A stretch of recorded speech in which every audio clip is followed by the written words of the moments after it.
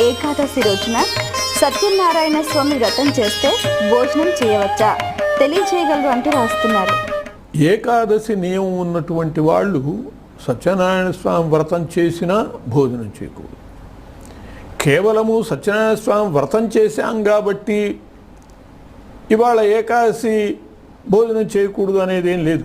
ఏకాదశి నియమం లేనటువంటి వాళ్ళు సత్యనారాయణ స్వామి వ్రతం చేసినా కూడా అవాళ భోజనం చేసుకోవచ్చు. ఏకాదశి నియమం పెట్టుకున్నటువంటి వాళ్ళు మాత్రం సత్యనారాయణ స్వామి వ్రతం అయ్యాక మిగతా వాళ్ళందరితో పాటు తాము కూడా భోజనం చేయటం అనేది తగినటువంటిది కాదు.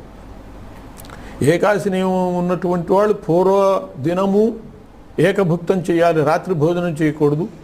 అట్లాగే పరదినము ద్వాదశి నాడు కూడా ఏకభుక్తం చేయాలి, ఒంటిపూట భోజనం చేయాలి. ఏకాదశి నాడు పూర్తిగా ఉపవాసం ఉండాలి. సత్యనారాయణ స్వామి వ్రతం